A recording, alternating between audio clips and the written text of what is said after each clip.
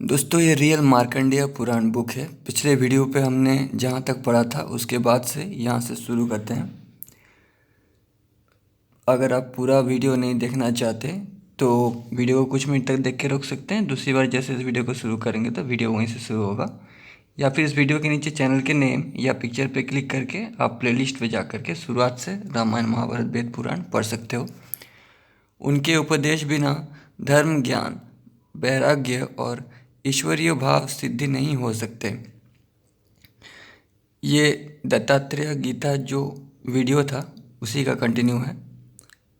उनके मन से सप्तर्षियों की उत्पत्ति हुई, जिनसे समस्त वेद पुराण उनके मानस मानस उत्पन्न अन्य ऋषियों ने ग्रहण किया। भृगु से उस पुराण को लेकर च्यवन ऋषि ने अन्य ऋषियों पर प्रकट किया और उन ऋषियों ने उसे दक्ष के प्रति कहा।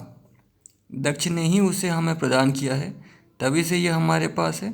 इसके प्रभाव से कलयुग में पाप नष्ट हो जाते हैं, उसी को तुमसे कहते हैं। हे मुने, हमने दक्ष से जो सुना, यानी दक्ष प्रजापति जो थे, जिसके बारे में आपने शिव पुराण या स्कंद पुराण में पढ़ा होगा, मेरे वीडियो पे भी मैंने बताया शिव पुराण और स्कंद पुराण के वीडियोस में, वही दत्तचित्त होकर हमसे सुनो, जो जगत के कारण अजन्मा अव्यय चर विश्व के एकमात्र आश्रय धाता एवं परम पद स्वरूप है, जो सृष्टि स्थिति और प्रलय के कारण आदि पुरुष अनुपम है, यथा सब कुछ उन्हीं में प्रतिष्ठित रहता है। उन्हीं हिरण्यगर्भ को प्रणाम करके अनुपम प्रपंच को कहते हैं। महत् से विशेष प्रयत्न जो भी भौतिक सृष्टि के विकार और लक्षण हैं, उन सभी को 5 प्रकार के प्रमाण और 6 स्रोत सहित कहेंगे। पुरुष से अधिष्ठित होने के कारण ये भूत सृष्टि नित्य होकर भी अनित्य के समान अवस्थान करती है, उसे भी कहते हैं। सावधान चित्त से सुनो। सत असत वाली अव्यक्त कही जाने वाली को महर्षियों ने नित्य सूक्ष्म प्रकृति कहा है, जो नित्य अक्षय अजर अपरिमेय अनाश्रित निर्गंध तथा रूप रस शब्द और स्पर्श से परे है, जो अनादि अनंत एवं विश्व के उत्पत्ति स्थान है, जिनसे तीनों गुणों की उत्पत्ति हुई है, जो अविनाशी अविज्ञ सदा विद्यमान और सर्व कारण है। वही प्रधान स्वरूप ब्रह्म सबके समक्ष विराजमान रहकर प्रलय के पश्चात अखिल विश्व को प्राप्त करके स्थित रहते हैं। जो अष्टावक्र ने सीता के पिता राजा जनक से कहा था, जिससे राजा जनक परमत्व को प्राप्त हुए थे, जो सनातन ज्ञान है, जो अष्टावक्र ने कहा था, वही यहाँ पे लिखा गया है।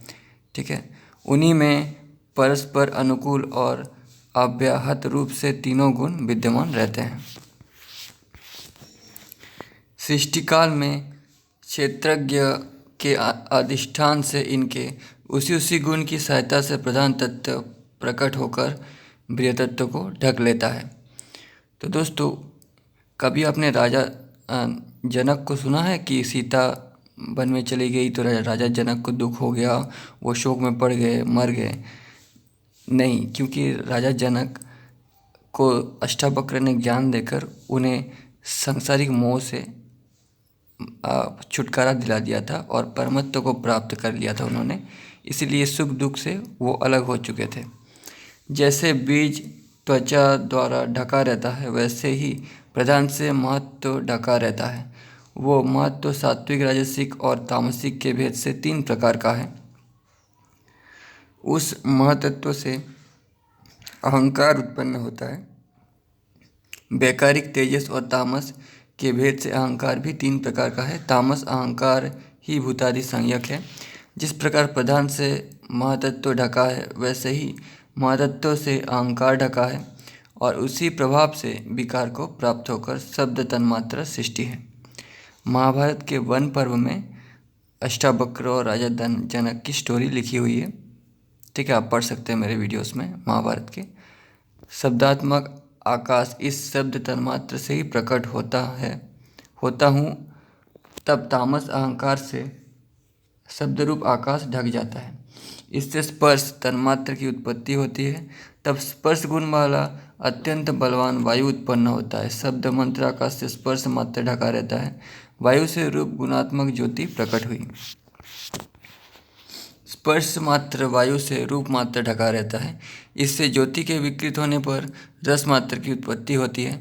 उसी के द्वारा रसात्मक जल उत्पन्न होता है जो रूप मात्र से ढका रहता है। फिर रस मात्र जल की विकृति से गंध मात्र की उत्पत्ति होती है। उसी से गंधात्मिका पृथ्वी उत्पन्न होती है।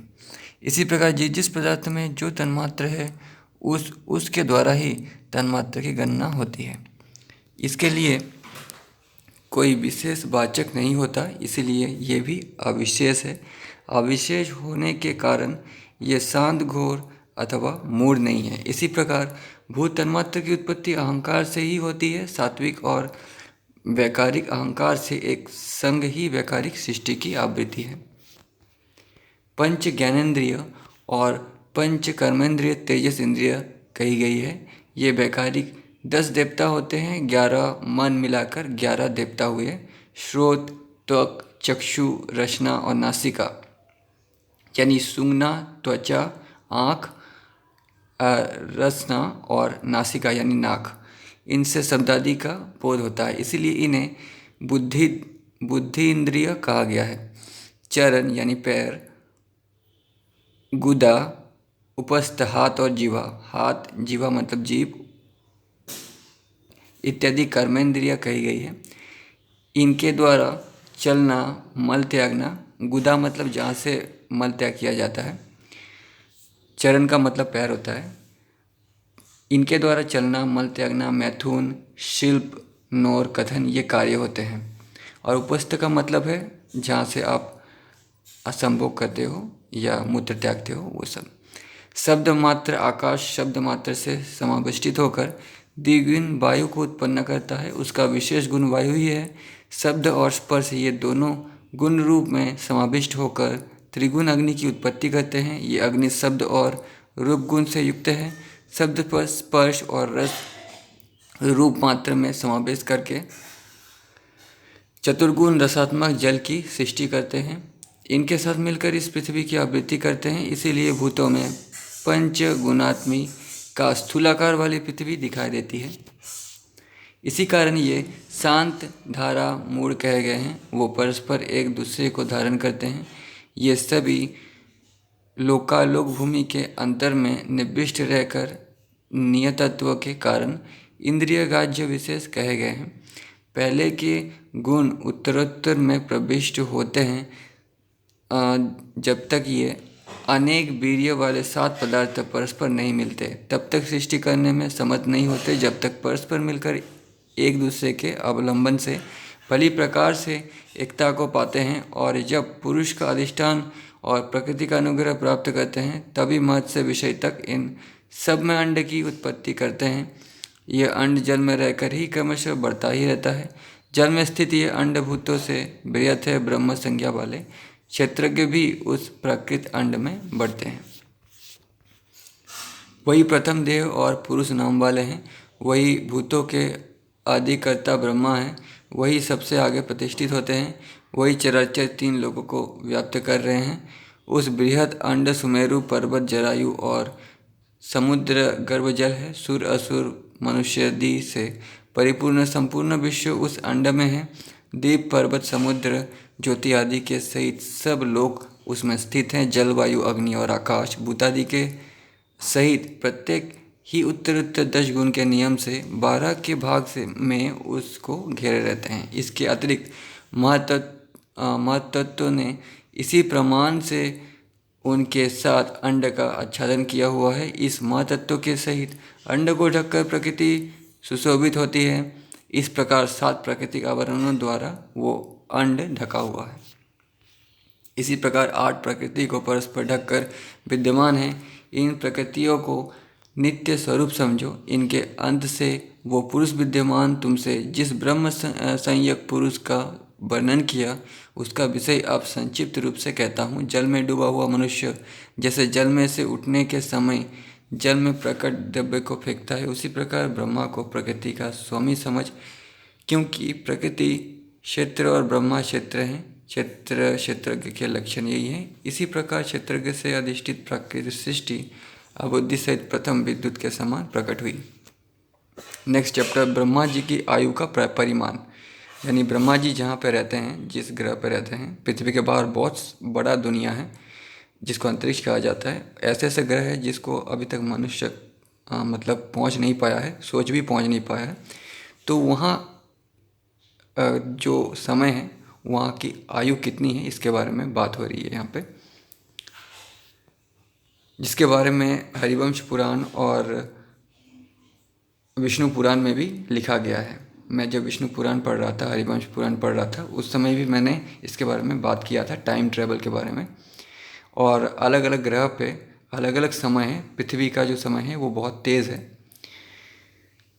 उसके बारे में भी हमने जो ऋषि मुचुकुंद की स्टोरी हमने पढ़ी थी हरिवंश पुराण में, और विष्णु पुराण में रेवती और उनके पिता जो द्वापर युग में आए थे ब्रह्मा जी के पास से, उनका भी वर्णन सुना था। वो स्टोरी आप पढ़ सकते हो विष्णु पुराण में मेरे, और हरिवंश पुराण में। कौष्टुकी ने कहा, हे भगवान, आपने अंड की सृष्टि और ब्रह्मांड में ब्रह्मा जी के जन्म को यथावत कहा है। तो दोस्तों यहाँ पे ब्रह्मा जी का उम्र 100 वर्ष बताया गया है, ठीक है। और ब्रह्मा जी का एक दिन का मतलब होता है 71 युग बीत जाना, ठीक है। उसके बाद इसी तरह से 100 वर्ष जब बीत होंगे तो ब्रह्मा जी की भी मृत्यु होगी। ब्रह्मा जी को अमर नहीं बताया गया है किसी भी पुराण में। हे भृगुवंशोत्पन्न, जब प्रलय के अवसान में नष्ट हुई सृष्टि अविद्यमान थी, तब फिर भूतों की उत्पत्ति किस प्रकार हुई? ये कौष्टुकी मुनि पूछ रहे हैं। वही सब सुनना चाहता हूँ, ये मुझसे कहिए। मार्कंडेय जी ने कहा, जब वो संसार प्रकृति में लीन हो जाता है, उसी अवस्था को विद्वानों ने प्रलय कहा है। जब ये आत्मा में अवस्थित हो जाती है, तब सब पदार्थ अदृश्य हो जाता है। जब प्रकृति पुरुष दोनों साधर्म में प्रतिष्ठित होते हैं, उस समय उनमें मैं कोई बढ़ता या घटता नहीं है। वे दोनों ताने बाने के समान समभाव से परस्पर संयुक्त अधिष्ठित रहते हैं। जैसे तिल में तेल, दूध में घी विद्यमान है, वैसे ही सत्वगुण और तमोगुण विद्यमान रहता है। ब्रह्मा जी की आयु का परिमाण द्विपराद्य प्रयत्न है। जो परिमाण उनके दिन का है, उतना ही उनकी रात्रि का है। 8000 युगों का प्रजापति का एक अहोरात्र होता है। उसी परिमाण से ब्रह्मा जी की आयु 100 वर्ष की है। तो जैसा कि मैंने कहा था, 8000 युग ब्रह्मा जी का एक दिन के समान है। कृष्ण ने गीता में भी यही कहा है। शायद कृष्ण ने भी ये ब्राह्मणों से या ऋषियों से सुना होगा, और वही उन्होंने बताया, ब्रह्मा जी की 100 आयु के बराबर विष्णु की आयु होती है। यानी ब्रह्मा जी जहाँ पे रहते हैं, वहाँ का जो समय है वो बहुत स्लो है। पृथ्वी का समय बहुत स्लो है, मतलब पृथ्वी का समय बहुत फास्ट है उसकी तुलना में। इसका मतलब अलग अलग ग्रह पे अलग अलग समय है। एल्बर्ट आइंस्टाइन ने भी अपने सूत्र में ये कहा था, इसके बारे में मैंने बताया है। तो ब्रह्मा जी की आयु के बराबर विष्णु की आयु है। शिव के अर्ध निमेष में 14,000 विष्णु हो जाते हैं। यानी शिव जहाँ पे रहते हैं, वहाँ की जो समय है वो और भी ज़्यादा स्लो है। तो वहाँ का एक दिन मतलब यहाँ का हजारों युग, हजारों से भी ज़्यादा युग शिव का अगर तुलना किया जाए तो। ब्रह्मा कितने होते हैं, इसकी संख्या नहीं है। यानी एक ब्रह्मा जाता है, फिर दूसरा ब्रह्मा आता है, विष्णु भी, शिव भी, इसी तरह से। तो ये तीनों ही मरने के बाद आत्मा में ही प्रवृत्त होते हैं, ठीक है। इसीलिए गीता में कृष्ण कहते हैं कि मैं सबके अंदर हूँ। कौन सबके अंदर है? आत्मा। आत्मा के बारे में कह रहे हैं। वही विष्णु है, उसी को ब्रह्म या परमात्मा समझ सकते हो। ये विश्व के आदि हैं, उनका कोई आदि नहीं। वो सबके कारण अचितात्मा परमेश्वर और क्रियातीत है। वो जगदीश्वर परम योग के निमित्त प्रकृति और पुरुष में प्रवेश करके उनका विक्षोभ करते हैं। जिस प्रकार मद और वसंत समीर नव युवतियों के हृदय को शोभित करते हैं, वैसे ही ब्रह्मा जी प्रकृति और पुरुष को शोभित करते हैं। प्रकृति को शोभित कर ब्रह्मा संयक देव अंडकोश में स्थित होकर समुत्पन्न होते हैं। ये मैंने तुम्हारे प्रति वर्णन किया है। पहले तो शोभित करते हैं, फिर प्रकृति के स्वामी होकर स्वयं शोभित होते हैं। इस प्रकार संकोच और विकास से प्रतिष्ठित रहते हैं। वो जगत ध्वनि निर्गुण होते हुए भी प्रकट होकर रजोगुण के अवलंब से ब्रह्मा के रूप में आविर्भूत होकर सृष्टि के उद्यम में लगते हैं। ब्रह्मा रूप सृजन कार्य करके तमोगुण के आधिक्य से विष्णु रूप होकर प्रजा पालन करते हैं। फिर तमोगुण का उद्रेक हीन और क्षीण पर रुद्र का रूप धारण कर संहार करके शयन करते हैं। इस प्रकार वो निर्गुण ब्रह्म तीनों काल में तीनों गुणों का अवलंबन करती है। सर्वजनक सर्वव्यापी ईश्वर इस प्रकार सृष्टि स्थिति और प्रलय करने के कारण उनकी संज्ञा ब्रह्मा विष्णु और शिव होती है। वो ब्रह्म रूप में सब लोगों को उत्पन्न, रुद्र रूप में संहार और विष्णु रूप में उदासीन होकर रहते हैं। स्वयंभू भगवान ही ये तीन अवस्था है। ब्रह्म रजोगुण, रुद्र तमोगुण और विष्णु सत्वगुण है। ये त्रिदेव तीन गुण रूप में परस्पर के आश्रय पूर्वक स्थित रहते हैं। ये क्षण भर को भी विमुक्त नहीं होते। इस प्रकार जगत के आदि देव चतुर्मुखी ब्रह्मा रजोगुण के आश्रय से सृष्टि कार्य में प्रवृत्त होते हैं। ये देवताओं के आदि रूप हिरण्यगर्भ एक प्रकार से आदि रहित हैं। ये भूप करने का आश्रय करके सर्व से पहले प्रकट होते हैं। उनकी परमायु ब्रह्ममान से 100 वर्ष की है। उनकी संज्ञा का वर्णन करता हूँ, सुनो। 15 निमेष की काष्ठा, 30 काष्ठा की एक कला, 30 कला का एक मुहूर्त और 30 मुहूर्त का मनुष्य का एक अहोरात्र होता है। 30 अहोरात्र अथवा 2 पखवारों का एक मास होता है, एक महीना होता है। 6 मास का एक आयन और 2 आयनों का एक वर्ष होता है। दक्षिणायन और उत्तरायण के भेद से आयन 2 प्रकार का है। इस प्रकार मानव मान से एक वर्ष का देवताओं का एक अहोरात्र होता है। उसमें उत्तरायण देवता का दिन है। देवताओं के परिमाण से 12,000 वर्ष की चतुर्युगी होती है, यानी 4 युग 12,000 वर्ष का होता है। ये सही लिखा गया है यहाँ पे, और बाकी पुराणों में, भविष्य पुराण में भी सही लिखा गया है। अब उन चारों युगों का विभाग वर्णन करता हूँ। 4,000 दिव्य वर्षों का सतयुग और उसकी संज्ञा वो संध्यांश के 400 वर्ष होते हैं। 3,000 दिव्य वर्षों का त्रेतायुग, उसकी सायं यानी संध्या तथा संध्यांश के 300 वर्ष होते हैं। 2,000 दिव्य वर्ष का द्वापर युग, उसकी संध्या संध्यांश के 200 वर्ष होते हैं। 1,000 दिव्य वर्ष का कलयुग तथा उसकी संध्या संध्यांश के 100 वर्ष होते हैं। इस प्रकार से चारों युग का परिमाण कवियों ने 12,000 दिव्य वर्ष में विभक्त किया है। इसको सहस्त्र गुण करने पर जो समय होता है वही ब्रह्मा का एक दिन कहा गया है। ब्रह्मा के इस एक दिन में 14 मनु हो जाते हैं और उसका सहस्त्र विभाग कहा गया है। इंद्रादि देव सप्तर्षि मनु पुत्र राजा मनवंतर सहित उत्पन्न होते और पहले के समान नष्ट हो जाते हैं। 71 चतुर्युगों का एक मनवंतर होता है। 4 युग का एक चतुर्युग होता है, ऐसे ही 71 चतुर्युग का एक मनवंतर होता है। इसकी संख्या मानव मान से के अनुसार कहता हूँ, 30,60,20,000 मानव वर्ष का एक मनवंतर होता है। अब दिव्यमान के अनुसार सुनो, ये मनुष्यों के हिसाब से बताए हैं, आप दिव्य के हिसाब से बता रहे हैं। 8,54,000 दिव्य वर्ष का परिमाण एक मनवंतर होता है, यानी दोनों को आप हिसाब लगा सकते हैं। दिव्य वर्ष 8 लाख हो रहा तो मनुष्य का कितना है ये मैंने पढ़ा है। इतने काल को 14 गुना करने पर 1,19,28,000 दिव्य वर्ष का ब्रह्मा का एक दिन होता है। यानी पृथ्वी का जो समय है बहुत तेज़ी से पार होता है, तो इतने समय का ब्रह्मा का एक दिन है। यानी हर ग्रह पे समय अलग अलग होता है। इस ब्रह्म दिवस के अंत में जो प्रलय होता है उसी को ज्ञानी जन नैमित्तिक प्रलय कहते हैं।